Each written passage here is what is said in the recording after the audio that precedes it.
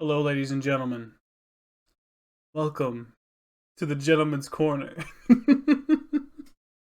can't keep a straight face while doing that. This is the Persona 5 Royal Ultimate Waifu Tier List. So, buckle in, ladies and gentlemen, the Gentleman's Corner. Let's rewind. So, today, we're going to be ranking Persona 5 Royal Waifus. It's a normal tier list maker, you know how it is.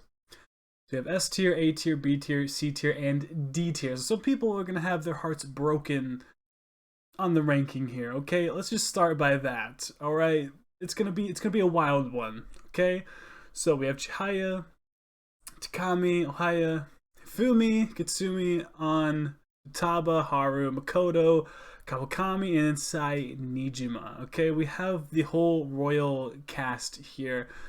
Can't forget about Katsumi. Can't forget about New Girl. You know, we gotta have her. She's the new one in the class. Everyone likes her. Is she worth it though? We'll figure that out. But let's just sort of start things off. What I think is probably one of the most mid-tier girls. So I want to give you some preface what this tier list is going to be, the merit it's going to be based on, okay?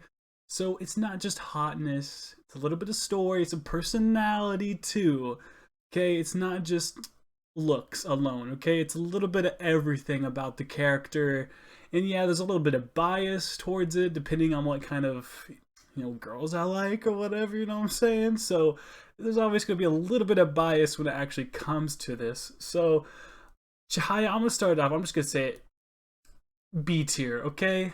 Let's be honest here. And some of this has to do with how far into the game of Persona 5 Royal you are whenever you end up finding her, because it isn't initially just right away. You do have to go into the back street. I think it's Akihabara where you find her. Is it? I can't remember exactly where it is, but you have to go a little bit further in to actually find her. And I don't think personally she's that cool. I don't think a tarot card reader is that interesting of an idea for a character, and she does change. So I'm trying not to put any spoilers towards Persona 5 if you haven't played that, or Royal, with what happens with character arcs for the characters later on in the game, but she does change a bit and open up and become a little bit cooler, I think, later on.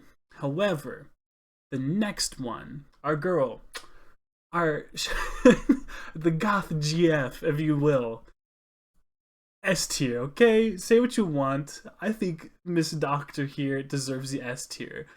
For just terms of good looks, she's interesting, good personality. If you've seen any fan art, things like that, you know what I'm saying?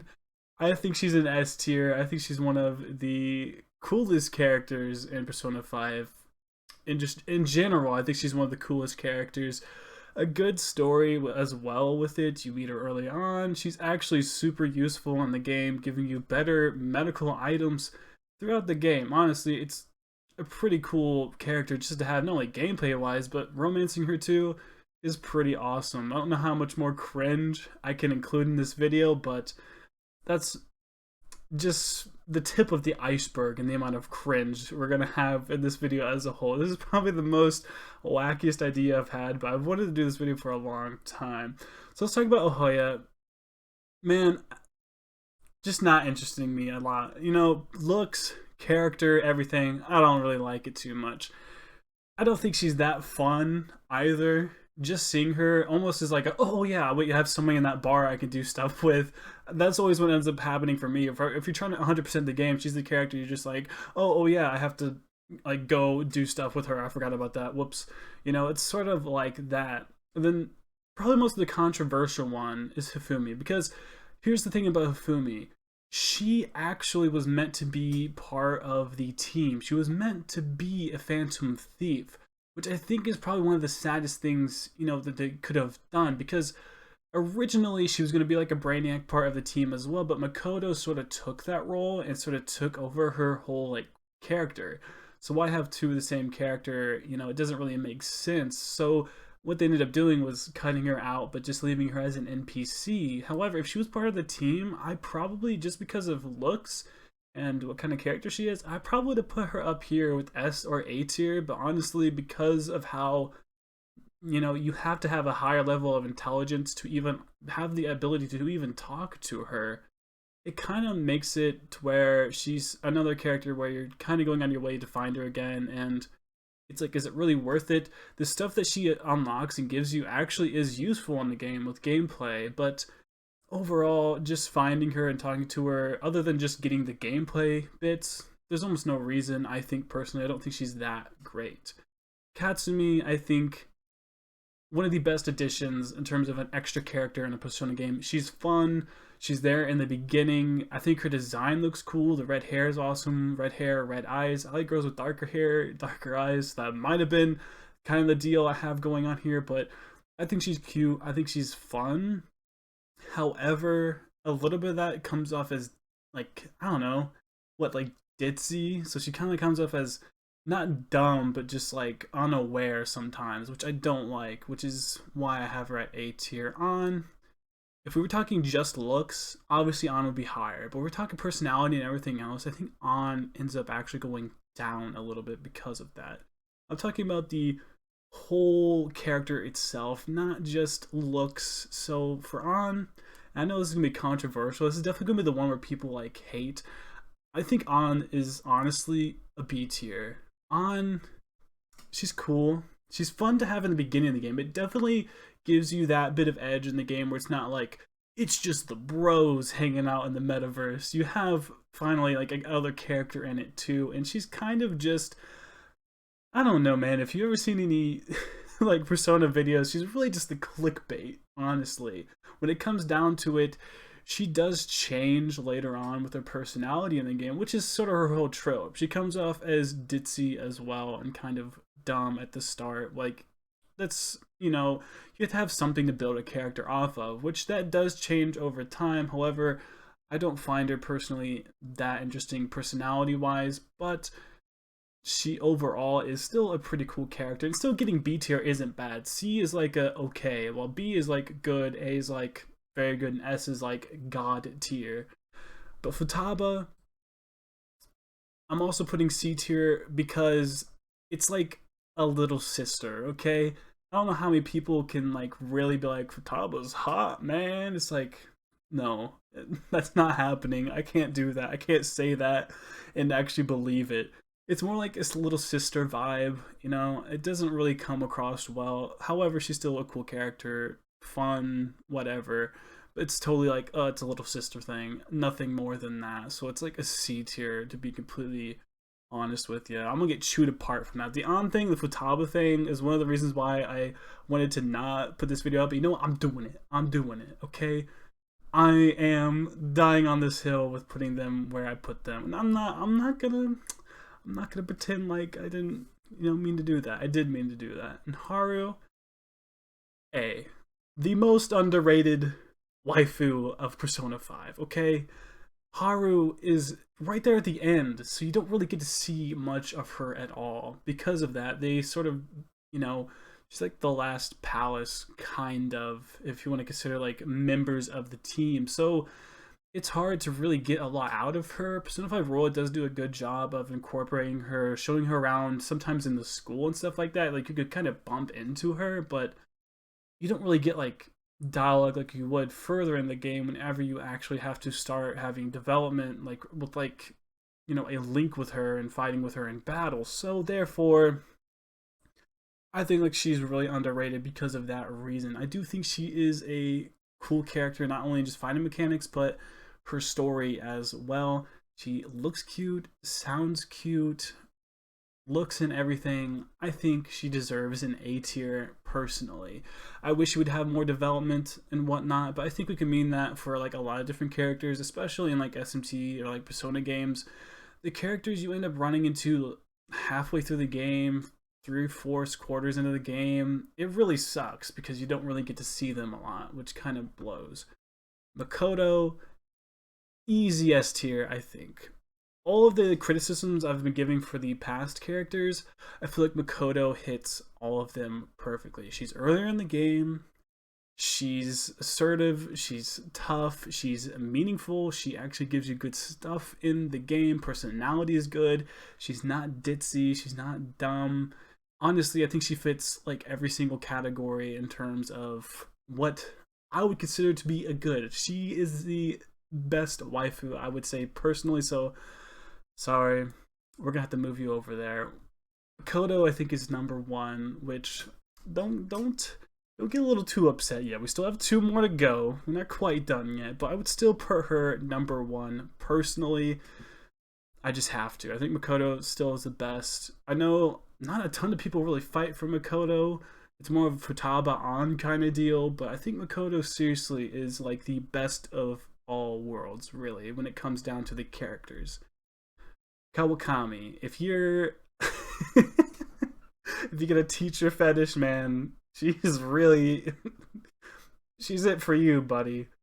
Honestly though, her personality, everything else, a little boring. When she's like the maid, when she's Becky, it's like, oh, hot scale goes up, right? Personality and stuff is like, okay, down a little bit more, but it's like, do you want her more as the maid? Or do you want her like the teacher? It's like, where do you put her in terms of all that? In terms of like a hot dream, okay, like maybe she like fits S tier, but like in terms of a reality, I think she goes right into A tier. But honestly, her personality sort of destroys it all just a little bit, because yes, it does change like that. That is sort of her character arc. So because of that, I am putting her A tier. So I'm talking end Kawakami at what I am voting her as on this tier list. She is the end game version I'm talking about here, not the starting version that's kind of like, I know you're a student, but I want your money kind of deal. I'm talking the end game version of her personally, and she's the last on when it comes to A. She is a very close B, I would say. And on, we're gonna move her up here, but we'll wait on doing that. But then Sai Nijima, her like evil version of the palace, I would say that's like an A tier, just the way she looks in that. I don't know what it is about the goth girls, man, but apparently there's something going on there with me. But she, in the real world, it's kind of, I don't know. It is cool how she's tied in story-wise. It fits well. However, she kind of becomes on your side or whatever. It's kind of nice to see that. I'm trying not to spoil too much or talk about too much of the endings in the game, just kind of rating them off of just overall a sense of what we have here. But in the end, her personality, the look is kind of bland, literally. I mean, she's like gray with black. It's not that interesting, I don't think. And personality doesn't help too much.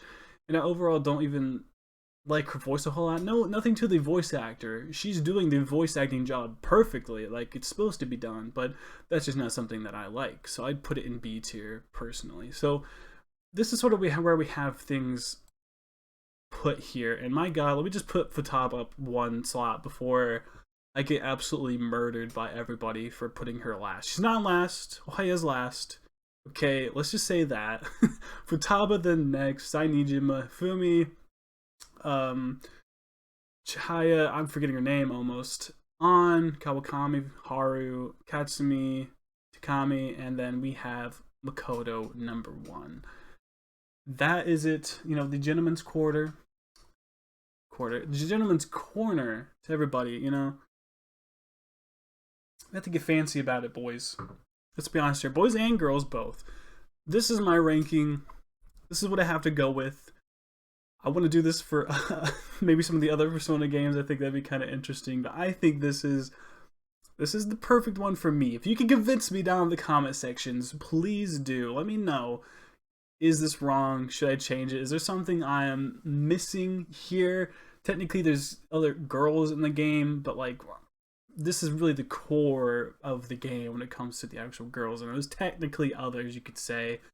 Other ones you could kind of tie in here, but I think just the core girls, I mean, these are the ones we see the most. We have actual links with these ones. These are the ones I'm considering to actually be here. You can actually romance these. So that is why I'm having these here and not choosing like other random NPC characters, like ones you'd run into further in the game, like Futaba's mom or something like that. But I'm talking about the actual core character, like people of the game, ones that you actually can see development in. Otherwise there'd be nothing to talk about here other than just looks. So that's why I try to incorporate looks, personality, character arc, how helpful they are in the game, all into one mix for this here. So this is what I would consider to be personally, the tier list here. I might do this video type for a couple different other things like Persona music. Let me know if you'd like to see that. I'm really interested in like the Persona music in general.